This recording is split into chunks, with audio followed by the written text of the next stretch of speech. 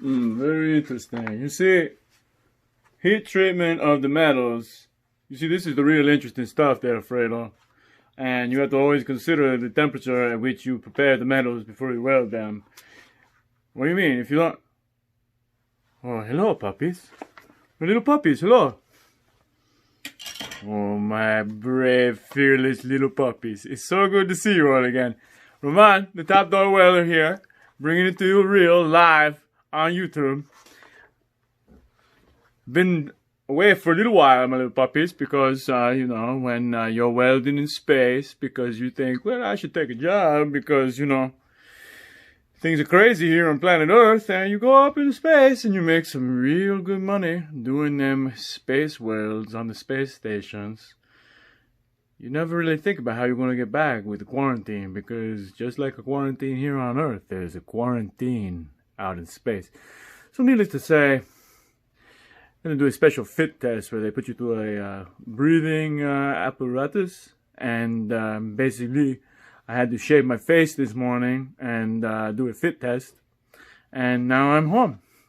It's scary. It's always scary coming home. I mean, growing up ain't bad, but always coming back to Earth is like where you never forget that. Every time I tell you this much, every time you never forget.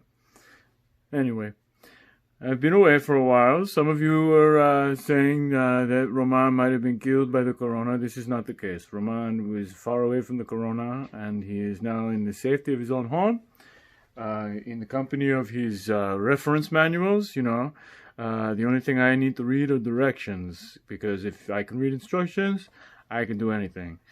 Anyhow, users have been asking me, Roman, what do you do for fun? And there's a lot I do aside from weld, believe it or not.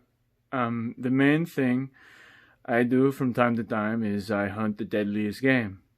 And we all know what that is, right, little puppies? Vampires, yes, exactly. So we hunt vampires, and I'm a avid scholar of the occult.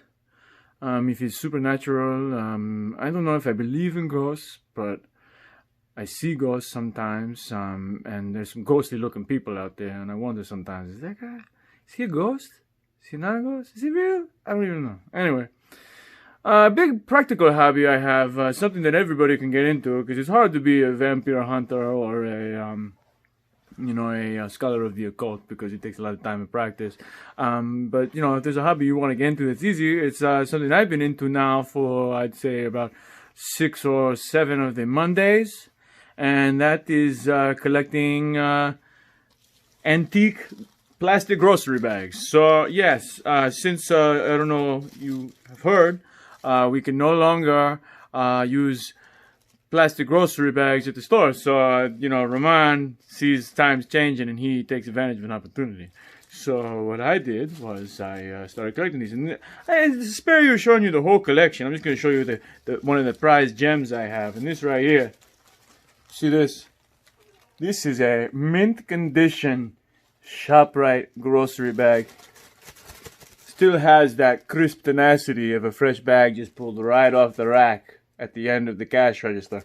You can see it's a short run, because ShopRite no longer made these bags, and it's actually one of the last of its kind, because they went on to make the bowl and basket bags immediately after this, and those are even more rare. If I could find one of those, man, I'd be like real rich. I'd probably have like, I don't know, like $6,000 or $7,000 just for a vintage bowl and basket bag. That's something. It's crazy how at the end of a collection something can be more valuable than the first part of a collection.